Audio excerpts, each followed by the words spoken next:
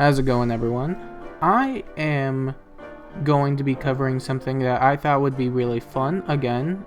I know last time I covered a tier list, it kind of went well. I think so, at the very least. I know I didn't cover every unit, and I'm probably not going to do the same thing here because there's so many units in the game. But I figured that if we were going to cover something, we'd probably want something with more explanations, more something in depth, something along those lines. Which is why I have another tier list I thought it would be fun to go over. Now, this one was provided by another good friend of mine, Rafa Sebas. I'll leave his Discord and all the like in the description below, as well as a link to the images and sheets above, or that will be covered in the video. But what makes this one really different from a lot of the other ones I've seen is that in the sheets, there is a massive description for every tier 1 unit that, while there are so many here, I figured we could go over some of them. I don't think we could go over all of them because it's a lot. Like, we're talking at least 60. So I figured we could go through the list real quick, or go through some of the list, and then take it from there and then see how you guys think, or how you guys feel about it. Anyway, without further ado, we could probably just jump into it with the tier 1 swords. We have Winter Altina, obviously, who's really good, probably one of the strongest red units in the game. Ira, the Byleths, Young Erica, Elliewood, Fallen Ike, Carla, Kemph, Chris, Marita, Mirabilis, Reagan, the Ryomas, and then the Sigurds. And if we were to go over here, we can have an explanation for each and every one of them alongside recommended IVs, why they're in that tier specifically, whether that's for offense or defense, and then a recommended build. So let's say for Winter Altina, we have Ragnall Alondite, right? We have Ragnall Alondite, Twin Blades, Attack Res Unity, Null Counter Disrupt, Pulse Smoke, and Attack Defense Solo. Pretty much her base kit with a few exceptions here or there. And then for her strengths, we have, and then over here we have her strengths, and then we have her weaknesses. So for her strengths, we basically have a description of why she's in this tier, for example. So for for Winter Altina, for example, we have arguably the strongest red tank in the game. Ragnall Alondite allows her to run Attack Res Unity, transforming those penalties into in-combat bonuses, and also an enemy phase brave weapon, is in the practice the defensive part of no follow-up, which is true actually, because there is nothing stopping you from getting your doubles out, which is very great. Their harmonized skill grants even more attack, but also Vantage, which allows them to use no counter disrupt to counter any fire sweep effect. One of the biggest weaknesses of Vantage strategies. Also, she's very bulky and can survive hits. This is very true. One of the reasons why no counter disrupt Vantage is so strong is because she can counter all the stuff that Vantage is weak to, minus Hardy Bearing. However, because she is very bulky, she can survive a lot of those Hardy Bearing hits. However, and if you go to her weaknesses, you have Dual Hindrance, which is by far the biggest weakness because she can't use Vantage in her duo skill, which is the most unique thing about her, which is true. This can be countered with Vantage in the B-Slap, but then she'll be weak against Fire Sweep effect against. Yeah, and that's a very fair point. If she does replace her no counter disrupt, then she'll be weak to Fire Sweep stuff again, which is a very big counter. However, despite that, if there is no dual hindrance, then she's still going to be one of the strongest red tanks in the game, which is very important. And for every tier 1 unit, there is going to be a description for each and every one of them.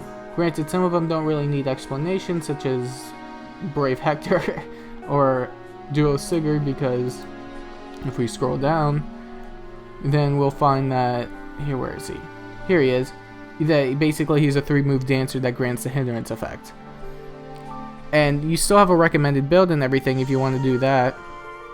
And see, in this instance, he's listed for Aether-Raid's defense, where you have the tier and then the offense or defense, and that's where he is in defense. And then you still have his recommended IV being plus attack and then minus speed or defense, so on and so forth. But yeah, you still have a lot going for it. You still have the weakness, you still have the strengths, you still have the weaknesses. Here, let's pick out a different one. Maybe something outside of swords. Here, let's go Brave Ephraim. Alright, So for his build, we have Garm, Moonbow, Distant Counter, Wary Fighter, Pulse Smoke, and Speed Res Solo. And his recommended IVs are plus attack, plus speed, and minus HP, and he's recommended for offense. So for his strengths, we have the Garm effect is a forced follow-up if the unit receives a bonification. I think that's supposed to be bonus. Plus 5 to all stats and 7 heals per hit, which is basically the Bell Ringer effect. Wary Fighter allows him to get a sort of no follow-up effect. Wary blocks foes' follow-up while his weapon will double even through Wary Fighter. Ephraim is very good in A-threat offense for the reason that he can block follow-ups from a lot of foes, follow up through impact users such as Ellie would, and his weapon provides him with enough heals to afford an offensive special. Which is actually very important because if he's healing 14 HP per combat, then he doesn't have to run something like Noontime, he can run something more offensive, he can run Moonbow. If he's running Bird Lucina, he can run Ignis, he can run Luna, he can run all sorts of specials that deal damage. However, if we go to his weaknesses, we see that though he can avoid doubles for most foes, the first hit matters on some matches. The first hit is going to matter a lot more than the second hit because that's where most of the damage is going to be coming from. So, Lysithea, for example, can have instant special activation. Second biggest counter and one that could shut him down is sweepers. So fire sweep, wind sweep. Yeah, so he does have speed, so he can try and avoid it, but the problem is that fire sweep is universal, so he can't avoid that no matter what he does. So units like Dual Byleth and Young Merrick, such as fire sweep users, Brave Lynn, yeah, they can chop him down to bits with no issue whatsoever. But he's still incredibly strong for his strengths. It's just that, yeah, you're going to find weaknesses in pretty much every tier 1 unit regardless. Well, most of them. Before even Brave Hector, but yeah, it's important to note that just because there are like tier 1 units doesn't mean like there isn't any way to deal with them. And if we were to go back over here, we could pick someone out again. Maybe someone like...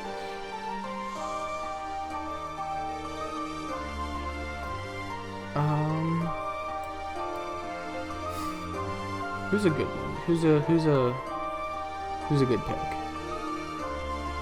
Let's pick... You know, let's go back to the swords for a second. Let's go back to Ryoma. I think Ryoma's going to be another interesting one because... Actually, this is updated with the new one because we have Carla and everything. So, Ryoma's also another interesting one because he gets the null follow-up refine. So, basically here, you have, for his build, you have Raijinto, Noontime, Attack Speed Solo 4. This is probably interchangeable. Spurn, Pulse Smoke, and Attack Speed Solo, which is also interchangeable, but you probably want to stack his attack and speed anyway, for the most part. Yeah, you probably want to stack attack and speed, pretty much because you want to go with his Spurn, and because he has no follow-up, which means he could take good use of that. Attack and speed boon, probably Res Bane. But yeah, his strengths. Ryoma's Raijinto refine puts him right back at the top of the best swords in the game category thanks to the Spectrum 4, innate distant counter, and null follow-up that it grants. And that's very true. I think even compared to units like Merida, it really just becomes a debate between slaying and distant counter. But because and you would think that because of his stats being like Gen 1 and stuff, they would maybe be a bit outdated. The Spectrum 4 does help a lot, and because he has distant counter, he can easily get more stats from that, which can actually probably put him above Merida. Not in terms of like who's better, but in terms of like catching up with BST. So, continuing on, the Spectrum 4 allows his BST to catch up to units such as Merida, and the addition of no follow-up means that foes will have no choice but to naturally double, which will be difficult to do thanks to his stat line and free A passive that he gets thanks to the innate distant counter. Right, so he can probably run something like Unity, Attack Speed Solo 4, anything that really raises his stats more, he could probably do, which will help him with his BST creep. And for his weaknesses, the only disadvantage he might have is his low res stat, but because of skills such as Spurn and Close Call, he is able to mitigate a lot of damage thanks to damage reduction. However, he can still end up taking a lot of damage from foes that have the Brave effect or naturally high speed. And that's another thing to worry about. A lot of these Spurn tanks don't have to necessarily worry about a lot of damage because they do have naturally high speed. However, the Brave effect does end up doing a lot more damage naturally because it is 2 straight up attacks. Even if it is mitigated by damage reduction, a lot of these Spurn tanks are still going to be taking a lot of damage. But yeah, as much as I would love to go over every single one of these, I think the overall idea is here. There is a lot to cover on these units. There's just a lot of units to cover, basically. And for me to go over each and every one of them would take way too long, unfortunately. But if you wanted to look over the list yourself, I'll happily provide a link down below in the description for you guys to check out. Likewise, if you want me to go over this as a series, I wouldn't mind doing that either. At least more in a traditional way where we would start with swords, tomes, lances, so on and so forth. Go over some other units, talk about units that maybe aren't as talked about, and maybe possibly why some units aren't as high or some units are too high, or so on and so forth.